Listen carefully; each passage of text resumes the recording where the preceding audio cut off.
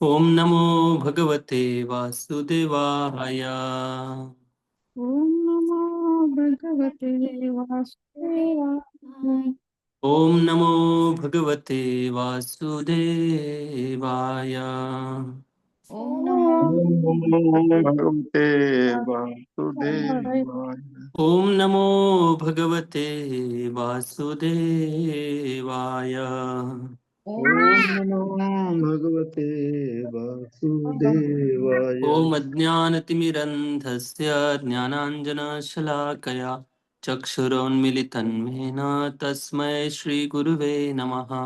नमः ॐ विष्णुपादाय कृष्णपृष्ठाय भूतले श्रीमते भक्तिवेदान्त स्वामीनिति नामिने। नमस्ते सारस्वती देवे गौरवाणी प्रचारिणे निर्विशेष शून्यवादी पाश्चात्यदेशतारिणे वाञ्छाकल्पतरुभ्यश्च कृपा सिन्धुभ्येव च पतितानां पावनेभ्यो वैष्णवेभ्यो नमो नमः। जय श्री कृष्ण चैतन्य प्रभु नित्यानंद श्री अद्वैत गदाधर श्रीवासादि गौर भक्तवृंद। हरे कृष्णा कृष्णा कृष्णा हरे हरे, हरे राम राम राम हरे हरे। हरे कृष्णा। सभी भक्तों का हार्दिक स्वागत है आज के ऑनलाइन श्रीमद् भागवतम क्लास में। तो हम श्रीमद् भागवतम के प्रथम स्कंद की 5वें अध्याय की चर्चा कर रहे हैं, जिसका शीर्षक है नारद जी का व्यासदेव जी को उपदेश।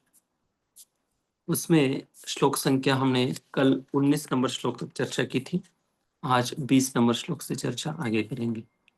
तो विषय इस प्रकार से चर्चा चल रही थी कि त्यक्त्वा स्वधर्मम चरणाम्बुजम हरे। अगर कोई व्यक्ति वर्णाश्रम धर्म का सब कुछ कर्तव्यों का त्याग करके अगर कोई व्यक्ति भगवान की भक्ति में आ जाता है और यदा कदाचित कुछ भी कारण से अगर उसका भक्ति से वो दूर चला जाता है, तो फिर उसकी क्या गति होती है। तो नारद मुनि कहते कि उसका कोई नुकसान नहीं होता है। फिर कैसे नुकसान नहीं होता है, हमने पूरी विस्तारित चर्चा इसके ऊपर लगभग 3-4 श्लोकों में की है। तो कल के श्लोकों में हमने ये देखा था कि नवै जनो जातु कथम जनाव्रजे मुकुंद सेव्य वदंग संस्कृतम। जो मुकुंद सेवी भगवान का भक्त है, उसको आध्यात्मिक रस, भक्ति का जो रस है, वो मिलने के कारण वो पुनः भगवान की भक्ति में वापस आता है। तो ये कैसे रस मिलता है, कैसे वो वापस आता है, किस स्टेज पर कौन से रस का वो उस व्यक्ति ने अनुभव किया होता है, ये सब बातें हमने कल के विषय में चर्चा की। तो बहुत इंपॉर्टेंट श्लोक था कल का, चाहे तो रिकॉर्डिंग सुन सकते जिनको सुनना है। कई पॉइंट्स कवर किए गए थे क्योंकि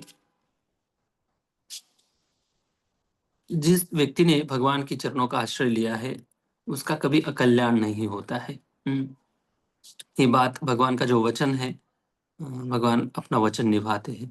तो तात्पर्य में 19 नंबर के श्लोक के तात्पर्य में श्रील प्रभुपाद जी बहुत सुंदर अलग अलग एंगल से इस टॉपिक को स्पष्टता देते हैं कि हम जनरली सोचते हैं ना कि कैसे कोई व्यक्ति भक्ति से चला गया है समझो, तो अगले जीवन में उसको भक्त के घर में जन्म मिलेगा। तो मतलब किसी ना किसी कारण से सिक्योरिटी की श्योरिटी है, मतलब कोई नुकसान होने वाली कोई बात ही नहीं। लेकिन इस एंगल से हम सोचते हैं कि किसी ना किसी वैष्णव के घर में या धनी परिवार में उसका जन्म होगा, आगे जाकर फिर से उसको भक्ति करने के लिए एक सुअवसर प्रदान किया जाएगा। लेकिन प्रभुपाद जी कहते हैं कि ये भाग्य नहीं है। ऐसा मत सोचो कि मुझे अगले जीवन में किसी वैष्णव के घर में जन्म मिल जाएगा तो मेरा भाग्य का उदय हो गया। प्रभुपाद जी कहते हैं कि बिल्कुल ऐसा नहीं। क्यों? भगवान के ऊपर इनकी कृपा, ये जो कृपा है ये भी कृपा है भगवान की, लेकिन इससे भी ज्यादा कृपा है जो असहाय अवस्था में भगवान को पुकारता है, वो व्यक्ति बहुत जल्दी भगवत प्राप्ति कर लेता है। कंपेयर टू वैष्णव के घर में जिसने जन्म लिया है, वो शायद ही भक्ति में जुड़ पाएगा। पता नहीं, कुछ लोग जुड़ेंगे कुछ लोग नहीं भी जुड़ेंगे भक्ति में। लेकिन जिसको भगवान ने असहाय अवस्था में रखा है वो सबसे बड़ा भाग्यशाली व्यक्ति। तो उदाहरण के रूप में हमने कौन से ऐसे 2 उदाहरण देखे थे जो लोग असहाय अवस्था में भगवान को पुकारा था उन्होंने। चित्रकेतु महाराज और उत्तराश्रु वही है ना? हाँ वही। हाँ, और अजामिल। हाँ अजामिल भी ले सकते हैं। हम्म, और भरत महाराज का उदाहरण लिया था हमने। भरत महाराज। हाँ वेरी गुड। तो ये सारी बातों के ऊपर हमने चर्चा की थी। कल एक्चुअली मैं एक मुद्दे पर चर्चा कर रहा था कि भक्त लोग जो होते हैं ना, वो कभी ऐसे माया को चैलेंज नहीं करते कि मैं अभी इतना भक्ति में आगे बढ़ गया, मुझे कोई माँ भक्ति से हिला नहीं सकता है। ऐसा कभी नहीं करता। हाँ, भक्त का मूड जो होता है ना, भक्त सोचता है कि मैं 100% प्रयास करूंगा भगवान की भक्ति करने का, लेकिन प्रभु आपकी माया बहुत पावरफुल है, माया बहुत शक्तिशाली है, तो हम हमारे बल पर माया को जीत नहीं सकते हैं। अगर मायापति भगवान के आश्रय में रहकर अगर हम माया से युद्ध करते हैं तो शायद भगवान के संरक्षण में रहते हुए माया से हम छूट जाएंगे। तो इसके ऊपर जपा बुक, इस टॉपिक के ऊपर मैं थोड़ा सोच रहा था कि जपा नाम का एक बुक लिखा है शिल प्रभुपाद जी के एक बहुत वरिष्ठ शिष्य जिनका नाम है भूरीजन प्रभु। प्रभु जी इंडिया से नहीं, बाहर किसी कंट्री से हैं। तो उन्होंने बहुत सुंदर किताब लिखी है जपा बुक। तो बीच बीच में मैं पढ़ते रहता हूँ, मेरे टेबल पे रहती है ये बुक है जपा बुक। तो बुक मार्क करके रखता हूँ जो अच्छे पॉइंट लगते हैं। तो बहुत सुंदर किताब है ये। चैंटिंग करने के लिए प्रेरणादायी एक किताब है, अगर आपको पढ़ना है तो पढ़ भी सकते हैं। इसमें एक टीका है विश्वनाथ चक्रवर्ती ठाकुर की कि एक गंभीर साधक के लक्षण क्या होते हैं। वो सोचता नहीं कि मैं बहुत भक्ति में आगे बढ़ गया तो मुझे कोई स्पर्श नहीं कर सकता है। नहीं, ऐसा नहीं। गंभीरता का मतलब कुछ अलग होता है। वो साधक सोचता है कि मैं भक्ति करने के लिए, भगवत प्राप्ति के लिए पूरे 100% लगाऊंगा, लेकिन इतना सब कुछ होने के बाद भी मेरा प्रयास में अगर मैं विफल भी हो जाऊंगा, मैं चाहे नरक में भी चला जाऊंगा मेरे दुष्कर्मों के कारण, फिर भी मैं प्रभु आपकी भक्ति कभी नहीं छोड़ूंगा, आपके नाम जप मैं कभी नहीं छोड़ूंगा। नरक में भी चला जाऊंगा तो भी वहां से, नरक से मैं आपको पुकारूंगा। तो देखिए ये जो भाव है ना, इस भाव को सिंसियर प्रैक्टिशनर डिवोटी कहते हैं। मतलब जो गंभीर साधक है, जो भक्ति की प्रैक्टिस करने वाला है, भक्त है, जो गंभीरता है ना, इस मनोभावना से उसकी भक्ति के बारे में गंभीरता समझ में आती है। तो इसके ऊपर विश्वनाथ चक्रवर्ती ठाकुर जी ने टीका लिखी है, तो लगभग 2 पेज है। तो मैं शायद कभी इस टॉपिक पर हम चर्चा करेंगे। बहुत सुंदर किताब है जपा बुक, मैंने इसमें बुक मार्क भी करके रखा है, बाद में कभी पढ़ेंगे। इस कल के टॉपिक में लेना था लेकिन एक समय भी नहीं था, दूसरा क्वेश्चन आंसर भी कुछ आ गए, नहीं थी कल शायद, अभी टाइम हो गया था इसलिए नहीं ले पाया। तो आज हम 20 नंबर श्लोक से चर्चा आगे बढ़ाएंगे। ओके, श्लोक आज 3 श्लोक लेने का पूरा प्रयास करेंगे। क्योंकि जहां पर डिस्कशन करने का मुद्दा आता है वहां पे जरूर करते हैं, लेकिन अभी 20, 21 और 22 3 श्लोकों में चर्चा ये आती कि भगवान का पूरा विस्तारित रूप से आप वर्णन करो। ये बात नारद मुनि व्यासदेव जी को अभी बता रहे हैं। क्यों बता रहे हैं? अभी ये जो 20 नंबर श्लोक है इसमें थोड़ा टॉपिक चेंज हो जाता है। अभी तक नारद मुनि भक्ति के बारे में ना व्यासदेव जी को बता रहे थे कि भक्ति कितनी इंपॉर्टेंट है और भक्ति की कितनी कृपा है। भक्ति में आने के बाद उस साधक का कल्याण ही होता है किसी भी हालत में। भौतिकवादी व्यक्ति की तुलना में साधक का हमेशा कल्याण होता है। ये सारे अलग अलग एंगल से नारद मुनि व्यासदेव जी को समझाते हैं। उसके बाद अभी उपदेश करते हैं कि अभी आप भगवान के बारे में विस्तारित रूप से वर्णन करो। अभी वो जो भगवान है, केवल भगवान की मधुर लीला का वर्णन तो करना ही है, साथ साथ भगवान जो महान भगवान है उसकी तुलना, भगवान की तुलना एक भौतिक जगत से करते। देखिए इस 20 नंबर श्लोक में थोड़ा सा लिंक नहीं लगेंगे तो भी मैं हम ट्राई करेंगे कनेक्ट करने का। देखेंगे श्लोक पहले पढ़ेंगे।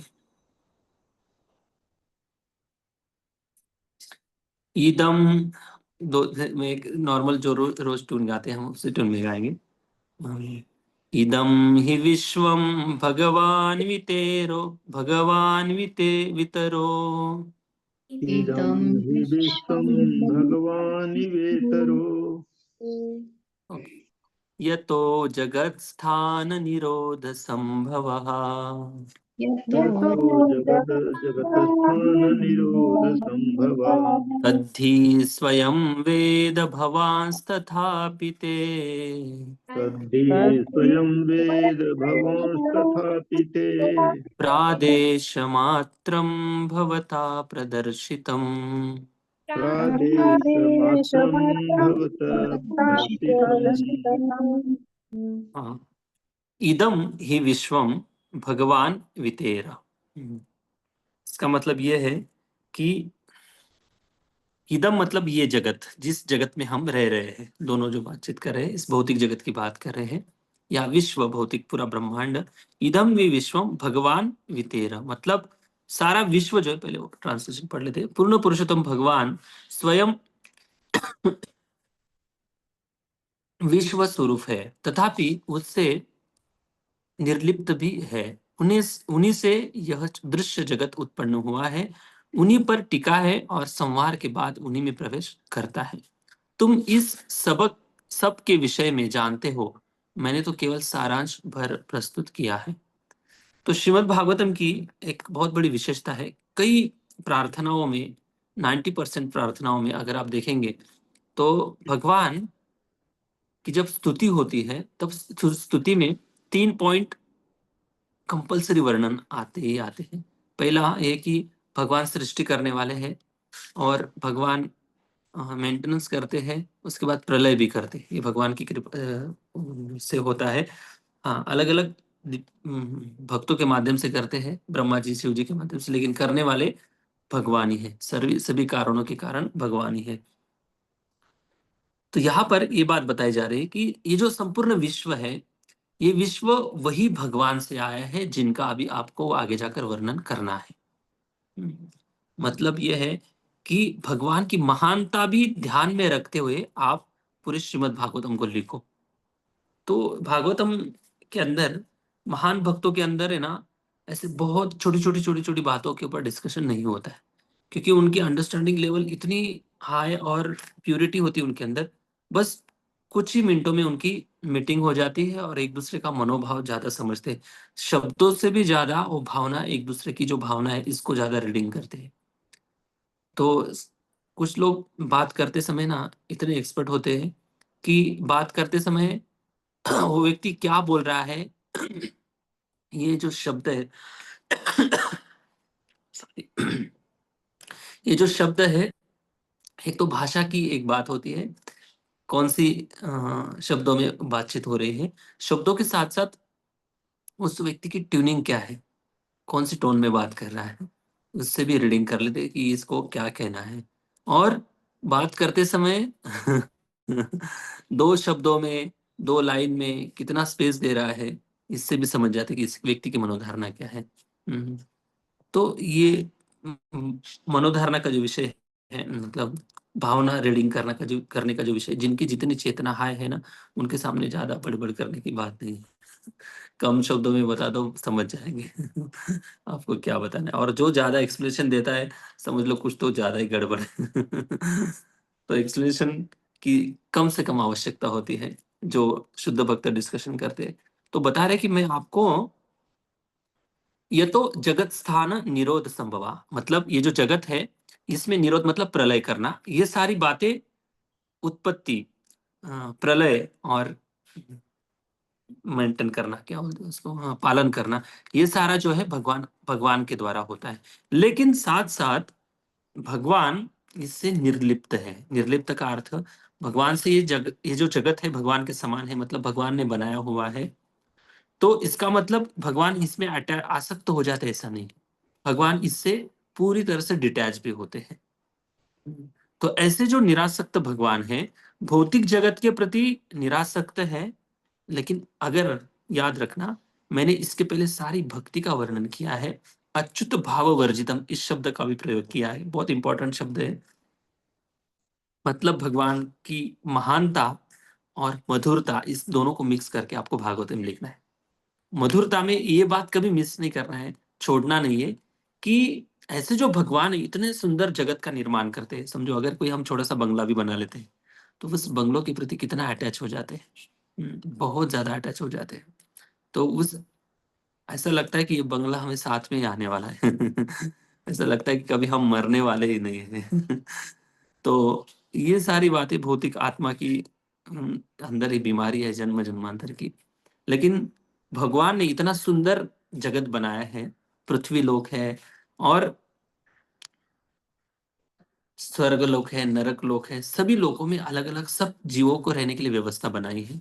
फिर भी भगवान इस जगत से पूरी तरह से डिटैच है, बिल्कुल आसक्त नहीं भगवान। तो नारद मुनि व्यासदेव जी को ये बता रहे कि ये जो महान भगवान है जिन्होंने उत्पत्ति प्रलय और पालन पोषण कर रहे हैं पूरे संसार का, तो इस भगवान का जो स्वभाव है कि इस जगत को निर्मित करने के बाद भी इस भौतिक जगत के प्रति भगवान आसक्त नहीं है। तो इसका भी आपको वर्णन करना है।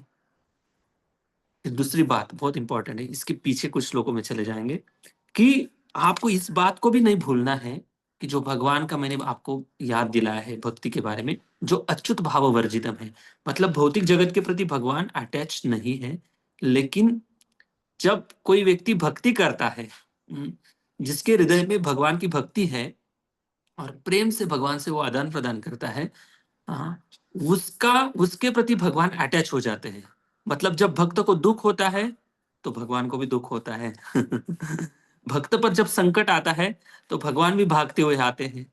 हाँ, इस भाव को कभी वर्जित नहीं करना है, आपको याद रखना। क्या समझ रहे हैं? इस प्रकार से लिंक है पिछले कुछ श्लोकों की और इस श्लोक की। ये लिंक से समझना है कि तब तक हम नहीं तो बिल्कुल मैच नहीं कर पाएंगे, अलग ऐसे टॉपिक तुरंत चेंज हो गया है। तो इस भाव से इस श्लोक को दिया जा रहा है। जो भगवान भौतिक जगत के प्रति निरासक्त रहते हैं, वो वही भगवान मतलब अपनी प्रॉपर्टी के प्रति, अपने खुद ने बनाए हुए भौतिक जगत के प्रति बिल्कुल आसक्त नहीं भगवान। लेकिन जो इस भौतिक जगत में जो भक्ति करने वाले लोग हैं, उनके प्रति भगवान आसक्त हो जाते हैं। वो जो खिलाते हैं वो खाने के लिए तैयार हो जाते हैं, जिस टाइम पे खिलाते हैं उस टाइम पे आ जाते हैं खाने के लिए। तो ये भक्त और भगवान का जो आदान प्रदान है ना, बहुत अद्भुत आदान प्रदान है। एक बार एक कहानी सुना देता हूँ। एक आचार्य है, भक्ति सिद्धांत गौर किशोर दास बाबा जी के, नहीं जगन्नाथ दास बाबा जी के श्री विग्रह थे। उनके पास निताई गौर चंद्र थे और वैसे कुटिया में सेवा कर रहे थे उनकी। और उनके पास कांसे की 2 थाली थी जिसमें भगवान को भोग लगाते थे और दोनों को अलग अलग लगाते थे। उनका प्रेम भाव कुछ अलग ही था, एक प्लेट में कभी भोग नहीं लगाते थे। वो सोच रहे थे कि दोनों भाई है तो दोनों को समान परोसेंगे, क्योंकि एक दूसरे का थाली में अगर खाएंगे, ज्यादा खा लेंगे इसको, फिर पेट भूखा रह जाएगा। फिर दोनों को समान थाली में समान प्रसाद लगाते थे और उसमें कांसे की थाली थी। जब भोग लगाते थे, ऐसे कई दिनों से वो सेवा कर रहे थे और एक दिन पता नहीं उनका ध्यान नहीं था, जप करने में बिजी होंगे, कोई दर्शन करने आया, चोर आए होंगे, उसमें से गौरांग महाप्रभु की निमाई की जो प्लेट थी वो चोर चोरी करके ले गया। फिर जब दूसरे दिन भोग लगाने का समय आया तो देखा उन्होंने कि एक ही प्लेट है उधर। तो उन्होंने क्या किया कि एक ही प्लेट में भोजन परोसा और नित्यानंद प्रभु के सामने वो प्लेट रखी। और चैतन्य महाप्रभु बोलने लगे, अरे भाई मुझे भी परसो, आप हर दिन तो मुझे अलग से भोग लगाते हो, आज क्यों नहीं लगा रहे हो? तब वो बाबा जी बोले कि प्लेट देखो, मैं आपको पता है कि मैं भजन करने में व्यस्त रहता हूँ, प्लेट आपके ऑल्टर में रखी थी, तो आपको प्लेट भी नहीं संभालने आती, आपकी खुद की प्लेट भी नहीं संभालने आती है। अभी जाओ कुछ भी करो, आपकी खुद की प्लेट है, कौन चोरी कर ले गया? मैं क्या करूं, मैं तो बाबा जी इधर भजन करता हूँ, मुझसे जितना होता है उतनी आपकी सेवा करता हूँ। आप खुद जाओ और उस चोर से प्लेट लेके आओ, तभी आपको मैं भोजन दूंगा। तो भगवान खुद जाते हैं उस चोर से, फिर प्लेट लेके आते हैं। कैसे करके कैसे लाते भगवान जाने। लेकिन लेके आए, फिर दूसरे दिन से उनको अलग अलग दोनों प्लेट में भोजन परोसने लगे। कहने का तात्पर्य यह है कि जो भगवान इतने महान हैं, जिनसे सारी दुनिया उत्पन्न होती है, सारे अलग अलग लोग उनके शरीर से निकलते हैं, फिर प्रलय के बाद फिर से उनके शरीर में चले जाते हैं, लेकिन इस भौतिक जगत के प्रति पूरी तरह से डिटैच है भगवान। लेकिन जो भक्ति करने वाले लोग हैं, उनके प्रति बहुत अटैच, बहुत आसक्त हो जाते हैं भगवान। चाहे वो भौतिक जगत में भक्ति करे या भौतिक स्वभाव के कारण भक्ति करे, कैसे भी भक्ति करे, उसके धीरे धीरे धीरे धीरे जैसे उसकी भक्ति बढ़ती है, वैसे भगवान भी उसके प्रति आसक्त हो जाते हैं। क्यों? केवल और केवल भक्ति के कारण। तो ये भगवान का जो स्वभाव है, इसको एक तो महान भगवान है, कैसे भौतिक जगत के प्रति निरासक्त है, दूसरी बात यह है कि ऐसे महान भगवान भी भक्त के प्रति आसक्त हो जाते हैं। इन दोनों भाव को ध्यान में रखते हुए श्रीमद् भागवतम पूरी तरह से लिखना। तीसरी लाइन में बताते हैं, तद्धि स्वयं वेद भवांस तथापिते, मतलब हाँ, तद्धि इस विषय पर आपको मुझसे भी ज्यादा और अच्छी तरह से पता है। वेद मतलब पता है, आप सबको जानते हो आप। भवांस तथापिते, फिर भी मैं आपको प्रादेश मात्रम, केवल अंश मात्र में इसकी हिंट दे रहा हूं लिखने के लिए। व्यासदेव जी मन में सोचते कि भाई अगर आपको ये पता है कि मुझे सब कुछ पता है, फिर आप क्यों मुझे बता रहे हो? आप मुझे क्यों बता रहे हो इतना सारा लिखो, ये लिखो। फिर नारद मुनि बताते हैं कि देखो, मैं आपके गुरु हूँ। मैं आपका गुरु हूँ, और गुरु होने के नाते आपको प्रेरणा देना मेरा कर्तव्य है। इसलिए मैं आपको केवल केवल संकेत मात्र बता रहा हूं कि इस प्रकार से आपको लिखना है। बाकी विस्तारित रूप से आप अच्छे से लिखेंगे, क्यों अच्छे से लिख पाएंगे, अगले श्लोक में वर्णन आता है। फिर बता दें कि आपको सब कुछ पता है। प्रादेश मात्रम, सॉरी, तद्धि स्वयं वेद भगवान तथापिते, आपको ये सब मैंने जो बताया है अभी तक, भगवान की महानता और मधुरता के बारे में सब पता है। फिर भी मैं आपको याद दिला देता हूँ। जैसे किसी अग्नि को अगर अग्नि के ऊपर वो रक्षा राख आ जाती है ना, उसको जब फूकते हैं ना, हवा देते हैं, तो उस प्रज्वलित हो जाती है। वैसे गुरु शिष्य के हृदय में जो भक्ति है, ऑलरेडी भक्ति है, लेकिन उसको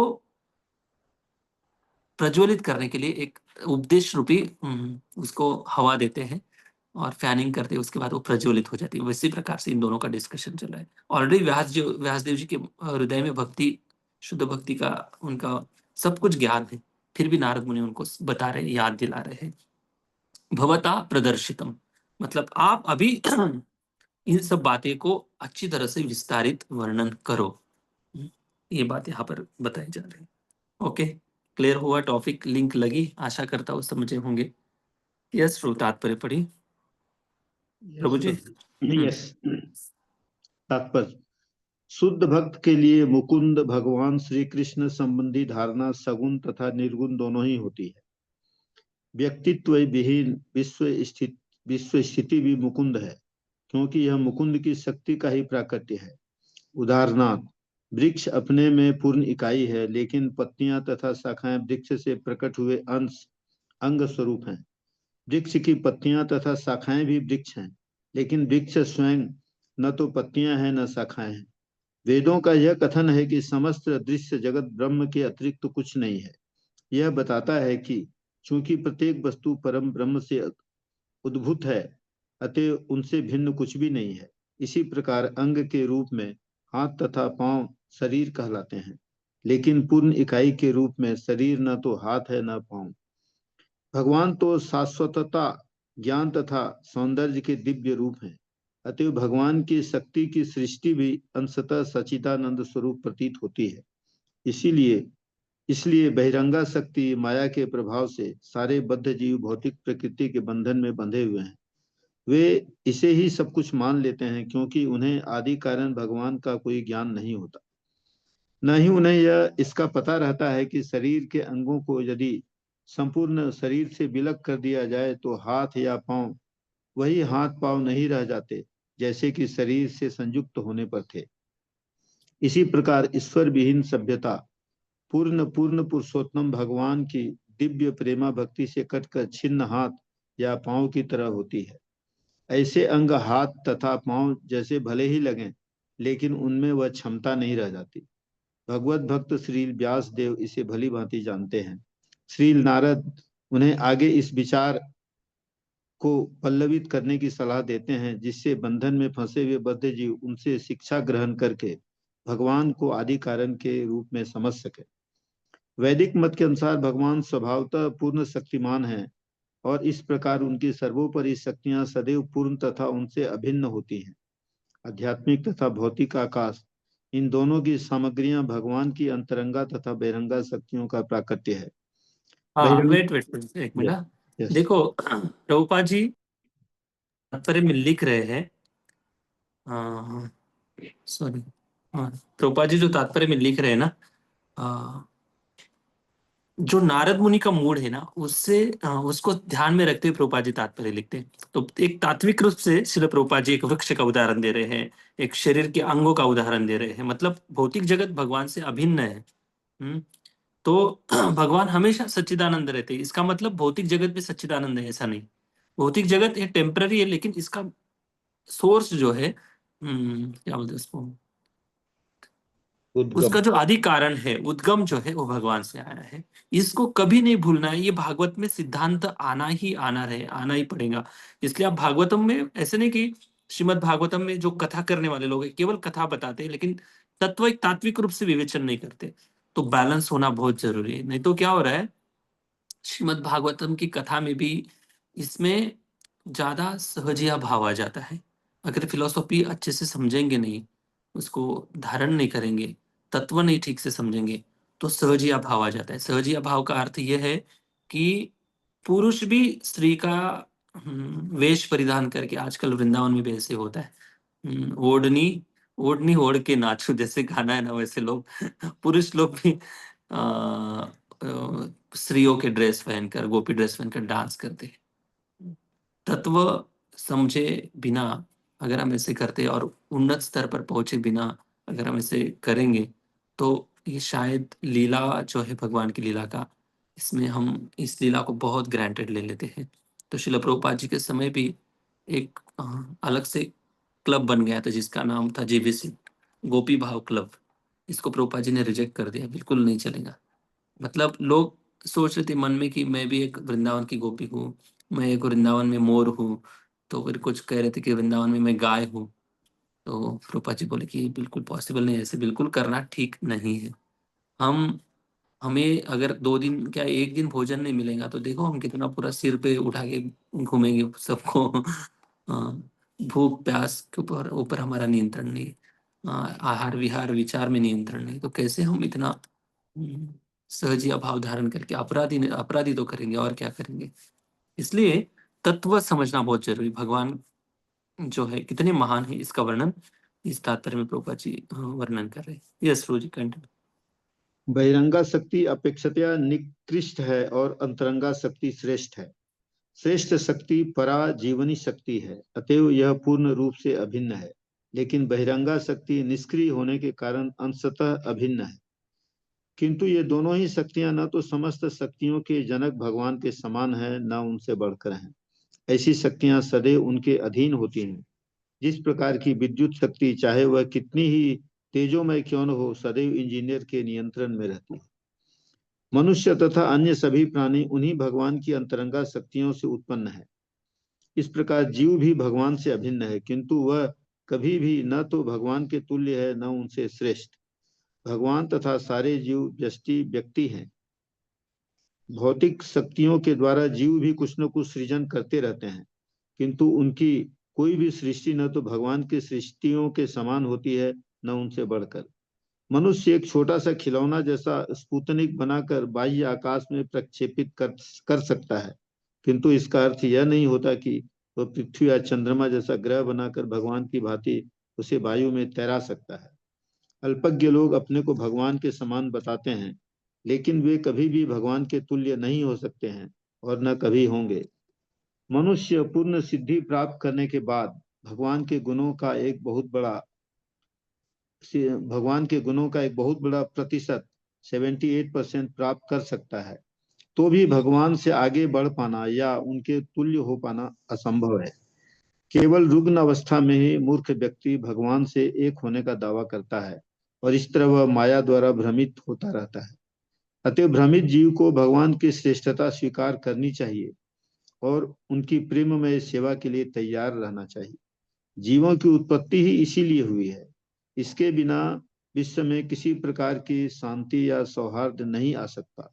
श्री नारद श्री व्यासदेव को भागवत में इस विचार को विस्तार देने का उपदेश देते हैं। भगवत गीता में भी इसी विचार की व्याख्या की गई है कि भगवान के चरण कमलों में पूर्ण रूप से समर्पित हो जाओ। पूर्ण मानव का यही एकमात्र कार्य है। Hare Krishna. Okay, thank you Prabhu ji. Hare Krishna. 21 number श्लोक। अभी इस श्लोक में कि आप कि मतलब व्यासदेव जी की योग्यता बता रहे हैं नारद मुनि कि आप इसके लिए लिखने के लिए आप योग्य हो, आपके अंदर एक क्वालिटी है, क्योंकि भगवान इतने महान है। और व्यासदेव जी के मन में प्रश्न आया कि इतने भगवान महान है, तो ऐसे महान भगवान का मैं कैसे वर्णन करूं। ये उनके मन में प्रश्न था। फिर उनके अंदर जो योग्यताएं थी उसको याद दिला रहे नारद मुनि। श्लोक नंबर 21, त्वमात्मनात्मानमेवैयमोघदृक् त्वमात्मनात्मानमवयमोघधिक परस्य पुंसः परमात्मनः कलाम् परस्य पुंसः पुंसः परमात्मनः कलाम् कलाम् अजं प्रजातं जगता शिवायता अजं अजं प्रजातं जगत प्रजातं जगतः शिवायत शिवायत महानुभावाभ्युदयोऽधिगण्यताम् महानुभावाभ्युदयो अधिगण्यताम्। Okay, thank you. तुम आत्मनात्मा नमे हय्य अमोघ दृक्, मतलब तुम, तुम मतलब तुम, आप आत्मा से, तुम में पूर्ण दृष्टि है, तुम पूर्ण पुरुषोत्तम भगवान को जान सकते हो, क्योंकि तुम भगवान के अंश के रूप में विद्यमान हो। यद्यपि तुम अजन्मा हो, लेकिन समस्त लोगों के कल्याण हेतु इस पृथ्वी पर प्रकट हुए हो। अतः भगवान श्री कृष्ण की लीलाओं का अधिक विस्तार से वर्णन करो। देखिए, अभी ये बात बता रहे कि ऐसे मत सोचो कि आप नहीं कर सकते वर्णन, आपके अंदर योग्यता है। और योग्यता क्या है? तुम आत्मनात्मा न नम हे य अमोघ दृक्। अमोघ दृक् का अर्थ है कि जिनकी दृष्टि शुद्ध है। इसके पहले भी अमोघ दृक् शब्द आया था। इसका वर्ड टू वर्ड मीनिंग क्या है? अमोघ दृक् मतलब, हाँ, पूर्ण दृष्टि वाला। पूर्ण दृष्टि मतलब जैसे जिसकी चेतना जितनी विकसित है, उसकी दृष्टि में उतनी पूर्णता रहेगी। मतलब जिस वस्तु को, जिस परिस्थिति को, जिस व्यक्ति को जिस जैसे देखना है शास्त्र की दृष्टि से, एज इट इज वो व्यक्ति वैसे ही देखता है। इसको कहते हैं पूर्ण दृष्टि। मतलब उनकी दृष्टि में कोई दोष नहीं होता। इसलिए शास्त्र जिन्होंने लिखे हैं, शास्त्र को अपौरुषेय कहते हैं, उनमें 4 प्रकार के दोष नहीं होते हैं। वैसे लिखने वाले व्यासदेव जी, वो भी 4 दोषों से परे हैं। जो ईशोपनिषद में वर्णन आता है 4 दोषों का, अपूर्ण इंद्रिया है, गलती करना है, ये सारी जो है, ये 4 दोषों से परे हो, ऐसी अमोघ दृष्टि है आपकी। और आप आत्मा मतलब क्या है? आपका आत्मा से उस भगवान का आत्मानम, जिस आपके आत्मा का जो आत्मा है, मतलब क्या है कि आत्मानम, आत्मानम का अर्थ ये है कि समझो हमारी आत्मा है।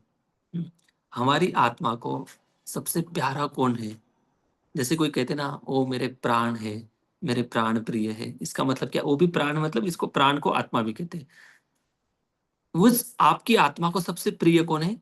आत्मा। आपकी आत्मा को प्रिय होने वाले और एक आत्मा है, वो है भगवान। ऐसे शब्द, ये संस्कृत का थोड़ा समझ लीजिए। आत्मानम, उस आपके जो प्रिय भगवान है, उनके बारे में आप वर्णन कर सकते हो। क्यों? क्योंकि आपकी पूर्ण चेतना में आप पूरी तरह से विकसित हो। आपके अंदर कोई दोष नहीं है। अमोघ दृक्, अमोघ मतलब कभी फेल नहीं जाता है, जिनका बाण अमोघ बाण होता है, अमोघ दृष्टि होती है। ऐसी आपकी शुद्ध दृष्टि है, परिपूर्ण दृष्टि है। और परस्य पुंसा परमात्मनः कला, जिस पुंसा मतलब भगवान का, परमात्मा कलाम, आप जो हो उस परमात्मा का अच्छे से वर्णन करो, जिसके आप कलाम, मतलब भगवान के एक शक्ताविश अवतार के रूप में आप इस संसार में आए हो। अक्सर आपका जन्म नहीं होता है। अजम, अजम का अर्थ है कि जन्म न होना। अजम प्रजातम, और जन्म इसलिए लिया आपने, अजन्मा होते हुए भी आपने जन्म इसलिए लिया है। प्रजातम मतलब दुनिया का, प्रजा, जो दुनिया के लोग हैं, इनको प्रजा कहा गया है। जगता शिवायम, शिवायतः, इस जगत के लोगों के, शिवाय मतलब कल्याण करना, इस जगत के लोगों का कल्याण करने के लिए आप उस परमात्मा के कला के रूप में अवतार लिए हो, जिसको शक्ताविश अवतार कहते हैं। ठीक है, जो 6 प्रकार के अवतार हमने देखे थे। फिर आप क्या करना है? आपके अंदर इतनी सारी योग्यता है, मैं आपको याद दिलाता हूँ। आपकी अमोघ दृष्टि है, उस आत्मा के आत्मा जो आपके प्राणनाथ भगवान है, उनका आप अच्छे से वर्णन करो, जो सबके हृदय में परमात्मा है, और उसी परमात्मा के आप कला के रूप में अवतार भी लिए हुए आपने, अजन्मा होते हुए भी आपने जन्म लिया है इस संसार के लोगों के कल्याण करने के लिए। लेकिन क्या करना है आपको? महानुभावा, हम्म, पूर्ण पुरुषोत्तम भगवान श्री कृष्ण की लीला। प्रभुपाद जी इसको ऐसे ट्रांसलेशन कर रहे हैं, महानुभावा को श्री कृष्ण की लीला के बारे में वर्णन करो। मतलब क्या है? श्री कृष्ण को महानुभाव कहा गया है यहाँ पर। महानुभावा अभिदयो धिग अन्यतः, बड़े धिगण्यता मतलब अद्भुत जो लीला है, एक तो महान भाव और दूसरा है अद्भुत। अक्सर अन्य पुराणों में भगवान की उपासना करने वाले लोग भी पाए जाते हैं, लेकिन कैसे आदान प्रदान होता है? कोई भगवान के लिए तपस्या कर रहा है, कई वर्षों से ओम का चांटिंग कर रहा है या किसी भी मंत्र का तपस्या कर रहा है भगवान के प्रसन्न, फिर कुछ दिन के बाद भगवान प्रसन्न होते हैं, फिर भगवान उनके सामने प्रकट होते हैं, और फिर भगवान बोलते कि बेटा वत्स बोलो आपको क्या चाहिए। तब वो तपस्वी, तपस्या करने वाला जो व्यक्ति है वो बोलता है भगवान को कि हे प्रभु आप मेरे सामने प्रकट हुए, फिर कुछ बातें बोलता है भगवान का, थोड़ा बहुत गुणगान करता है, फिर अपनी मन की इच्छा व्यक्त करता है कि मुझे इस कारण से मैं इतने सालों से तपस्या कर रहा था। फिर भगवान उसको बोलते तथास्तु उसको आशीर्वाद दे देते हैं और आपकी मनोकामना पूर्ण हो जाए। फिर भगवान वहां से गायब हो जाते हैं, फिर वो भी व्यक्ति अपनी बोरे बिस्तर बांध के फिर से वापस घर पे आ जाते हैं तो ये आदान प्रदान जो है, इसको महानुभाव नहीं कहते। महानुभाव का अर्थ है कि जिनका भाव सबसे बड़ा महान है। एक तो भक्त के लिए महानुभाव बोला जाता है, भगवत गीता में वर्णन आता है महानुभावा, मतलब इसके लिए भगवान श्री कृष्ण बताते हैं द्रोणाचार्य और भीष्म पितामह जैसे महान लोग हैं, इनको मारने की बात जब आती है तब इस विषय में महानुभाव शब्द आता है। तो महानुभाव जो है भगवान का भी एक महान भाव है। उस भाव का वर्णन जो है, मतलब क्या है महानुभाव? मतलब जिन अवतारों में इतनी न, चैतन्य चरितामृत में एक श्लोक आता है, न अर्पितम, अभी तक जो प्रेम है किसी अवतार ने अर्पित नहीं किया है, वो प्रेम देने के लिए श्री चैतन्य महाप्रभु आए। इसको भी महान भाव कहते हैं। मतलब किसी भी अवतार ने ऐसा महान भाव प्रकट नहीं किया है। ऐसे भगवान जो है एकमात्र श्री कृष्ण है। तो उस श्री कृष्ण के महानुभाव से अद्भुत लीला की उन्होंने वृंदावन में, अक्सर श्री कृष्ण और बलराम जी ने उस अद्भुत लीला को धिग अन्यतः, मतलब विस्तारित रूप से श्री कृष्ण की लीला का वर्णन करो। ये सीधी सीधी बात नारद मुनि व्यासदेव जी को कह रहे हैं। इसलिए तो श्रीमद् भागवतम ये जो विषय है श्री कृष्ण का ही विषय है। इसलिए पहले श्लोक में लिखते हैं कि ओम नमो भगवते वासुदेवाय। जिस वसुदेव के पुत्र श्री वासुदेव है, उनका वर्णन मैं करने जा रहा हूँ इस ग्रंथ के अंदर। तो ये बात नारद मुनि व्यासदेव जी को बता रहे, तुम में पूर्ण दृष्टि है, तुम पूर्ण पुरुषोत्तम भगवान को जान सकते हो, क्योंकि तुम भगवान के अंश के रूप में विद्यमान हो। यद्यपि तुम अजन्मा हो, लेकिन समस्त लोगों के कल्याण हेतु इस पृथ्वी पर प्रकट हुए हो। अतः भगवान श्री कृष्ण की लीलाओं का अधिक विस्तार से आप वर्णन करो। ये सीधी सीधी आज्ञा नारद मुनि व्यासदेव जी को दे रहे हैं। ओके, तात्पर्य पढ़िए प्रभु जी। यस, तात्पर्य। श्रील व्यासदेव भगवान श्री कृष्ण के सत्यावेश अवतार हैं। वे भौतिक जगत के पतित जीवों के उद्धार हेतु अपनी हेतुकी कृपावश अवतरित हुए। पतित तथा विस्मृत जीव भगवान की दिव्य प्रेममयी सेवा से विच्छिन्न रहते हैं। सारे जीव भगवान के अंश हैं और उनके सनातन सेवक हैं। अतएव सारा वैदिक साहित्य इन्हीं पतित जीवों के लाभ हेतु कर्मबद्ध किया गया है। पतित जीवों का यह कर्तव्य है कि ऐसे साहित्य का लाभ उठाएं और भवबंधन से अपने को मुक्त करें। यद्यपि श्रील नारद ऋषि श्रील व्यासदेव के औपचारिक गुरु हैं, लेकिन श्रील व्यासदेव गुरु पर निर्भर नहीं है, क्योंकि वे मूल रूप से अन्य सबों के गुरु हैं।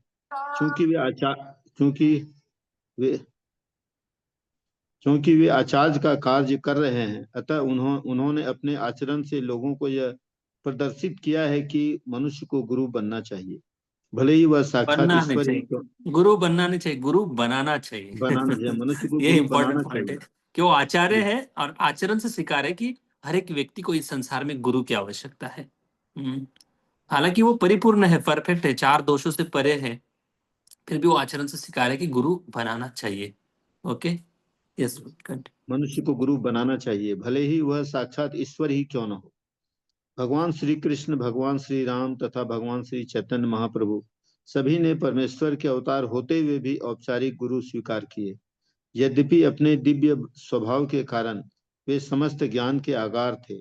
सामान्य जनता को भगवान श्री कृष्ण के चरण कमलों का दिशा निर्देश करने के लिए वे स्वयं व्यासदेव के अवतार के रूप में भगवान की दिव्य लीलाओं का उद्घाटन कर रहे हैं।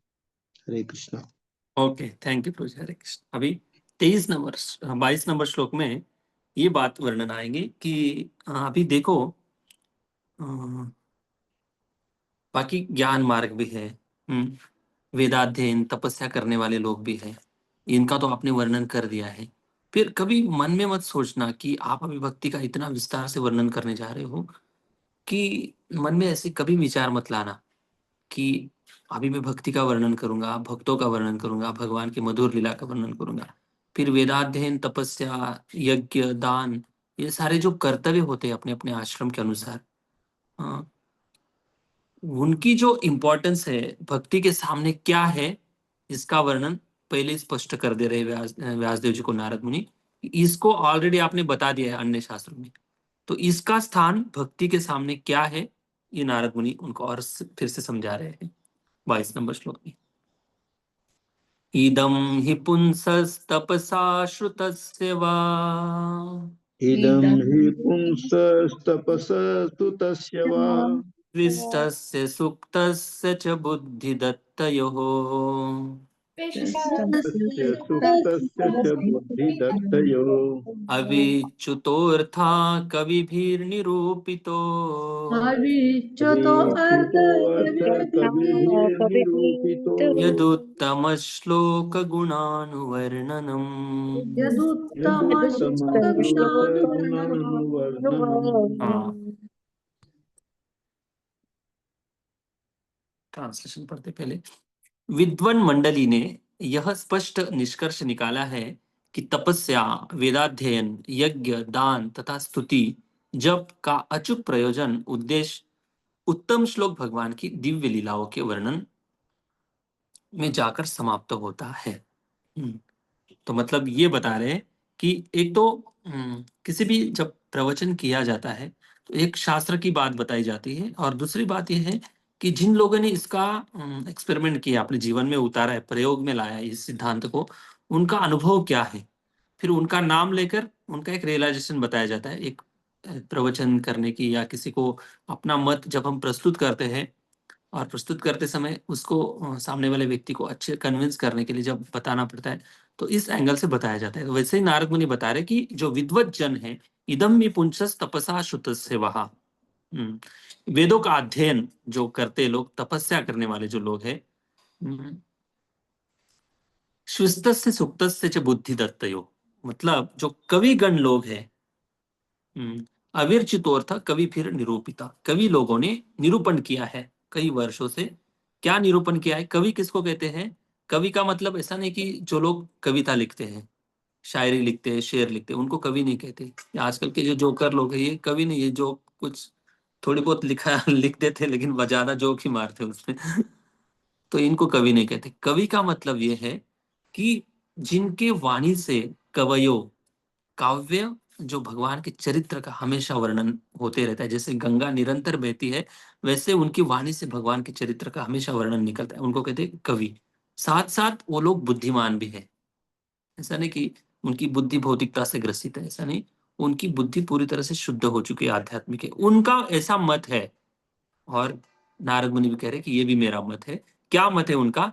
कि वेदाध्ययन, तपस्या, दान तथा स्तुति, जप आदि जो जो जो भी क्रिया है, इसका उद्देश्य है कि उत्तम श्लोक भगवान की लीलाओं के वर्णन में जाकर समाप्त होती। मतलब यह है कि अगर कोई वेद कराए, अध्ययन कराए, ध्यान कराए, जप कराए, तप कराए, जो भी कर रहा है, भक्ति को छोड़कर जो भी स्पिरिचुअलिटी की प्रैक्टिस कर रहा है, अगर कोई व्यक्ति भगवान के गुणगान में नहीं लगा है, तो क्या मतलब है ये सब करके? ये सब मंत्रोच्चारण करके भी क्या फायदा है, जब मंत्रों का उद्देश्य भगवान को प्रसन्न करने का नहीं है, जो यज्ञ का उद्देश्य भगवान की प्रसन्नता नहीं है, जो वेदाध्ययन के बाद का जो निष्कर्ष है भगवान की शुद्ध भक्ति करना है, अगर ये निष्कर्ष नहीं तो क्या मतलब है। इसलिए आपने तपस्या, दान, यज्ञ, इन सब का वर्णन अन्य शास्त्रों में, अन्य ग्रंथों में ऑलरेडी कर दिया है। लेकिन अभी आपको क्या करना है, यत मतलब जो भगवान का पिछले श्लोकों में बताया था, जो महानुभाव श्री कृष्ण का और भक्तों का जो दोनों का आदान प्रदान है, महानुभाव, ऐसे भगवान का उत्तम उत्तम श्लोकों में, उत्तम श्लोक मतलब जिस श्लोकों में भौतिकता का स्पर्श नहीं है, भौतिक विषयों का स्पर्श नहीं है, ऐसे उत्तम श्लोकों में भगवान का गुणगान किया जाता है। उत्तम श्लोकों गुणानु, उनके वर्णन, उनका गुणों का वर्णन करो। कैसे? अनुवर्णनम शब्द बहुत इंपॉर्टेंट है, लास्ट वाला जो शब्द है अनुवर्णनम, गुण अनुवर्णनम मतलब दिव्य गुणों का वर्णन करो। अनुवर्णनम मतलब क्या है, देखो, जन्म मृत्यु जरा व्याधि दुख दोषा अनुदर्शनम, भगवद गीता में श्लोक आता है। अनुदर्शनम मतलब क्या है कि साइकिल है, अनु मतलब साइकिल, अनुदर्शनम बार बार ये हो रहा है। वैसे ही आपने अभी तक दूसरे शास्त्रों में बहुत सारा वर्णन कर दिया है, लेकिन अभी अभी आपको ध्यान से वर्णन करना है। क्या? उत्तम श्लोक गुणानुवर्णनम, बार बार बार बार आपको भगवान की लीला कथा का वर्णन करना है। इससे पूरा भागवतम आपको भरना है। ये नारद मुनि व्यासदेव जी को आज्ञा दे रहे हैं। और क्यों आज्ञा दे रहे हैं? क्योंकि मंत्रोच्चारण, यज्ञ, दान, तपस्या, इसकी महानता का तो आपने वर्णन बहुत कर दिया है। दान की महिमा क्या है, महाभारत में कितना वर्णन है। यज्ञ की महिमा क्या है, इसका वर्णन है। और यज्ञ कैसे करना है, उपनिषदों में वर्णन आता है। सब कुछ व्यवस्थित रूप से आपने विस्तारित रूप से वर्णन किया, लेकिन अभी आप भगवान की लीला रूपी कथा का अच्छे से वर्णन करो। और कैसे करो? बार बार वर्णन करो। तो बार बार ही तो किया है वर्णन। द्रौपदी का सॉरी, भागवतम में पहले इस प्रसंग में आता है कि कैसे भगवान रथ पे बैठकर अर्जुन के साथ रक्षा करने के लिए आते हैं, उत्तरा की प्रार्थना से, कुंती महारानी की प्रार्थना से। मतलब व्यक्ति, भक्त का जो रोल है वो चेंज होते जा रहा है, लेकिन भक्ति का मूड लगभग वही है। भगवान कैसे बात करते, भगवान की कैसे आदान प्रदान है, भगवान कैसे कपिल देव के रूप में आते, भगवान वही भगवान कैसे वराह के रूप में आते, वही भगवान कैसे नरसिंह के रूप में आते हैं, वही भगवान गजेंद्र की रक्षा करने आते हैं, वही भगवान अलग अलग रूप में उपेंद्र के रूप में आते हैं। ऐसे अलग अलग कथाओं के माध्यम से भगवान की भक्ति और भगवान का वर्णन आता है। तो रिपीटेडली बार बार वही चर्चा हो रही, लेकिन भक्त लोग बदल रहे हैं, लेकिन चर्चा तो उसी की हो रही है, भगवान श्री कृष्ण की लीलाओं की। तो इसके लिए एक बहुत सुंदर श्लोक आता है श्रीमद् भागवतम में, स्मर्तव्यम सततम विष्णु विस्मर्तव्यम न जातुचित। एक शास्त्रों का निष्कर्ष है, हमेशा भगवान को स्मरण करना चाहिए। स्मर्तव्यम सततम विष्णु विस्मर्तव्यम न जातुचित, कभी भगवान को भूलना नहीं चाहिए। और ये जो सिद्धांत है शास्त्र का सबसे ऊंचा सिद्धांत है। सर्वे विधि निषेधा स्युर, मतलब जितने भी शास्त्र में नियम और डू एंड डोंट्स जो भी बताए गए, इतने सारे विधि निषेध बताए गए शास्त्रों में, इन सारे विधि निषेधों का सबसे बड़ा प्रमुख नियम है भगवान को याद करना और भगवान को कभी नहीं भूलना।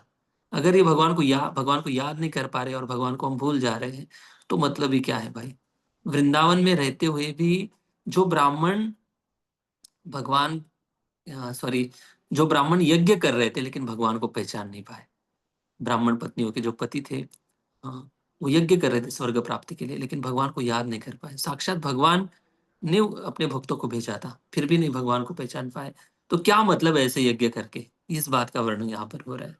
इसलिए एतयोर एव किंकरः, एतयोर मतलब अभी तक वेदाध्ययन, दान, तपस्या, यज्ञ, स्वाध्याय जो भी है, ये एक नियमों के सारे किंकर है। किंकर मतलब दास। कौन सा नियम? स्मर्तव्यम सततम विष्णु विस्मर्तव्यम न जातु चित्त। हमारे चित्त को कभी कृष्ण से अलग नहीं करना है, कभी भूलना नहीं कृष्ण, और हमेशा कृष्ण का स्मरण करना है। तो ये नियम है। और बहुत सुंदर श्लोक है, मैं आपको बताता हूँ। श्रीमद् भागवतम में जब नल कुबेर और मणिग्रीव, इनका भगवान से संवाद होता है, और संवाद के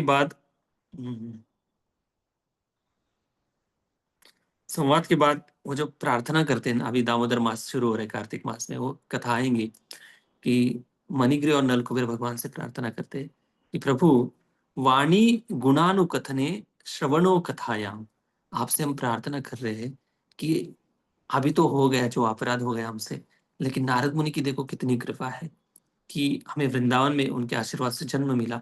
लेकिन उन्होंने जो प्रार्थना की है ना, भगवान से हम जो प्रार्थना करते हैं, भगवान उसकी प्रार्थना को भगवान कैच करते, झेलते और वैसे पूरी करते हैं।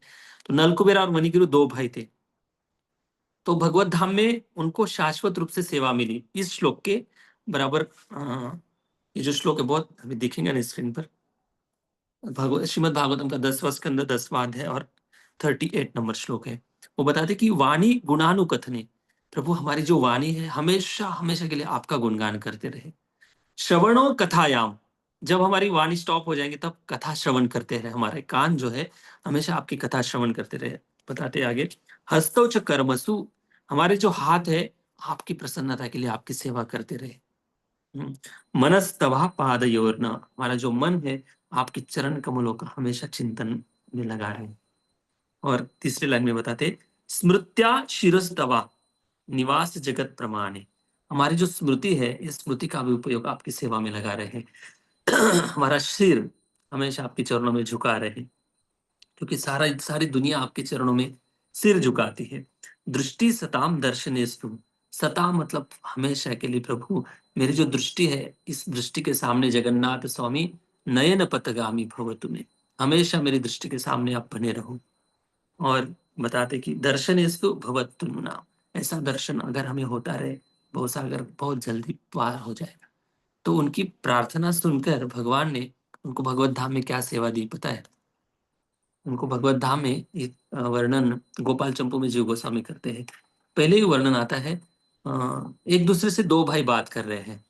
2 जो भाई हैं एक दूसरे से वार्तालाप कर रहे हैं। एक का नाम है मधुकंठ और दूसरे का नाम है स्निग्धकंठ। मतलब उनका नाम ही ऐसा है, इतनी सुंदर तरीके से वो कथा करते हैं भगवान की, भगवान के धाम में। हाँ, भगवान के धाम में कथा कर रहे हैं गोलोक वृंदावन में जाकर। और क्या कथा कर रहे हैं?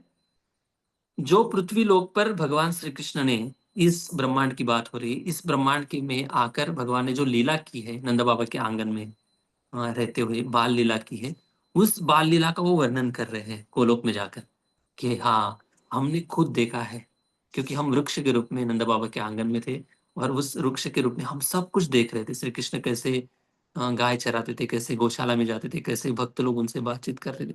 मतलब वृंदावन में जो जो हो रहा है वो नलकुबेर और मणिग्रीव भगवान के धाम में गोलोक में जाकर स्निग्ध कंठ और मधुकंठ के नाम से जाने जाते हैं, वहां पे जाकर इस भौम वृंदावन की लीला का वर्णन कर। तो उनकी इच्छा जो थी वैसी इच्छा भगवान ने पूरी की। स्निग्ध कंठ और मधुकंठ। फिर आगे जाकर वो और भी वर्णन करते हैं कि एक भक्त जो भाई है रात्रि की लीला का वर्णन करता है, दूसरा भाई दिन की लीला का वर्णन करता है। मतलब रात्रि की लीला में जो भगवान जब सो जाते हैं फिर रात में बांसुरी बजाने चले जाते हैं, फिर रासलीला होती है, फिर संकल्प लेते हैं, ऐसे बहुत सारी विस्तारित चर्चा होती है। दिन में कैसे भगवान गोचारण के लिए जाते हैं और गोचारण के जाते समय कैसे गोपियों को कैसे समझता है कि आज कृष्ण कौन सी दिशा में जाएंगे, उसी दिशा में वो ऊपर छत पर चढ़कर भगवान श्री कृष्ण का राह देखती रहती है। तो कृष्ण है ना जब महल से निकलते हैं तो उनके हाथ में एक फूल होता था जिसके अंदर ऐसे 5 पेटल्स होते थे। तो ऐसे घुमाते घुमाते कृष्ण ऐसे घुमाते घुमाते महल से निकलते थे, और जब निकलते थे तो जैसे महल से थोड़ा आगे चले जाते थे तो कभी इस कान में फूल लगा लेते थे, कभी इधर वाले कान में फूल लगा लेते थे। तो इधर वाले कान में समझो फूल लगाया तो समझ लेना चाहिए कि इस डायरेक्शन में आज कृष्ण गोपियां गाय चराने जाएंगे, और गोपियों को निर्देशित कर रहे हैं कृष्ण कि मैं आज इस तरफ जा रहा हूँ गाय चराने के लिए। तो ये उनका आदान प्रदान होता था। तो इतने सुंदर तरीके से मनोभाव जानकर स्निग्ध कंठ और मधुकंठ भगवान की लीलाओं का बड़े विस्तारित रूप से वर्णन करते हैं। तो कहने का मतलब है कि ये बार बार क्यों बोला जा रहा है कि जितना बार बार सुनेंगे तो उतना हमारे दूषित चित्त के ऊपर ये शुद्ध कृष्ण कथा का स्टैंपिंग होते रहेगा। ये मलिन जो हृदय है जन्म जन्मांतर भगवान से जुड़ा नहीं था, इस मलिन हृदय को अगर शुद्ध करना है तो अनुवर्णनम, बार बार सततम इस कथा का श्रवण कीर्तन करना पड़ेगा। वाणी को भगवान की सेवा में लगाना है, कान को भगवान की सेवा में लगाना है। तो मतलब ही क्या है, इस इंद्रियों को प्राप्त करते करके। तो ये बात नारद मुनि व्यासदेव जी को समझा रहे। ओके, तो तात्पर्य पढ़िए। यस तात्पर्य। मनुष्य के मस्तिष्क का विकास कला, विज्ञान, दर्शन, भौतिकी, रसायन, मनोविज्ञान, अर्थशास्त्र, राजनीति आदि के ज्ञान की उन्नति के लिए हुआ है। ऐसे ज्ञान के अनुशीलन द्वारा मानव समाज को जीवन की पूर्णता प्राप्त हो सकती है।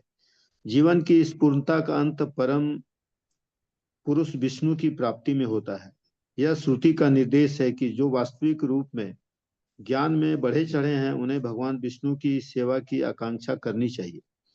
दुर्भाग्यवश जो लोग विष्णु माया के बाह्य सौंदर्य से मुग्ध हो गए हैं, वे यह नहीं समझ पाते कि पूर्णता या आत्म साक्षात्कार की चरम परिणति विष्णु पर निर्भर करती है। विष्णु माया का अर्थ है इंद्रिय भोग, जो क्षणिक तथा दुखमय है। जो लोग विष्णु माया के चंगुल में फंसे हुए हैं, वे ज्ञान की उन्नति का उपयोग इंद्रिय भोग के लिए करते हैं। श्री नारद मुनि ने बताया है कि विराट ब्रह्मांड की सारी सामग्री, सात समान भगवान की विविध शक्तियों का प्राकट्य मात्र है, क्योंकि उन्होंने अपनी अकल्पनीय शक्ति के द्वारा सृजित जगत की क्रियाओं प्रतिक्रियाओं को गति प्रदान की है। वे उन्हीं की शक्ति से उद्भूत हैं, उनकी शक्ति पर आधारित हैं और प्रलय के बाद उन्हीं में लीन हो जाती हैं। अतः उनसे भिन्न कुछ भी नहीं है, किंतु साथ ही वे सदैव उनसे भिन्न रहते हैं। जब ज्ञान की उन्नति का सदुपयोग भगवान की सेवा के लिए किया जाता है, तो सारी प्रक्रिया परिपूर्ण बन जाती है। भगवान तथा उनका दिव्य नाम, यश, महिमा इत्यादि सभी कुछ उनसे अभिन्न है। अतएव समस्त मुनियों तथा भगवत भक्तों ने संस्तुति की है कि कला, विज्ञान, दर्शन, भौतिकी, रसायन, मनोविज्ञान तथा ज्ञान की अन्य शाखाओं का उपयोग पूर्ण रूप से तथा एकांतिक भाव से भगवान की सेवा के लिए किया जाए। कला, साहित्य, पद्य, चित्रकला आदि का उपयोग भगवान के यशोगान में किया जा सकता है। उपन्यासकार, कवि तथा विख्यात साहित्यकार सामान्य रूप से कामुक विषयों के लेखन में लगे रहते हैं, किंतु यदि वे भगवान की सेवा में लग जाएं, तो वे भगवान की दिव्य लीलाओं का वर्णन कर सकते हैं। वाल्मीकि एक महान कवि थे और उसी प्रकार व्यासदेव एक महान लेखक हैं, और ये दोनों ही भगवान की लीलाओं का उद्घाटन करने में लगे रहे और इसी कारण वे अमर हो गए हैं। इसी प्रकार विज्ञान तथा दर्शन का उपयोग भी भगवान की सेवा के लिए किया जाना चाहिए। इंद्रिय तृप्ति के लिए कोरे सिद्धांत प्रस्तुत करते रहने से कोई लाभ नहीं है। दर्शन तथा विज्ञान को भगवान की महिमा को प्रस्थापित करने में प्रयुक्त किया जाना चाहिए।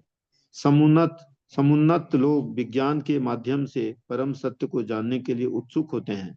अतएव महान वैज्ञानिक का यह कर्तव्य है कि वैज्ञानिक आधार पर भगवान के अस्तित्व को सिद्ध करने के लिए प्रयास करें। इसी प्रकार दार्शनिक चिंतनों का उपयोग परम सत्य को संवेदना युक्त तथा सर्वशक्तिमान के रूप में स्थापित करने में किया जाना चाहिए। इसी प्रकार से ज्ञान की अन्य समस्त शाखाओं का उपयोग सदा भगवान की सेवा के लिए किया जाना चाहिए। भगवत गीता में भी इसकी पुष्टि की गई है। यह सारा ज्ञान अज्ञान के अतिरिक्त कुछ नहीं है, यदि उसे भगवान की सेवा में न लगाया जाए। उन्नत ज्ञान का वास्तविक सदुपयोग भगवान की महिमा को स्थापित करना है, और यही वास्तविक लक्ष्य है। भगवान की सेवा में लगा हुआ सारा वैज्ञानिक ज्ञान तथा इसी प्रकार के सारे कार्यकलाप वास्तव में हरि कीर्तन अर्थात भगवान की ओके, हरे कीर्तन में हरे कीर्तन अर्थात भगवान की महिमा का गायन किया है। Okay, Hare Krishna. Thank you. जय श्रील प्रभुपाद की जय। ग्रंथराज श्रीमद् भागवतम महापुराण की जय। जय जय जय। ओके, कोई प्रश्न है? थैंक यू सो मच प्रभु जी। थैंक यू प्रभु जी। हरे टेकिंग सो मच पेन।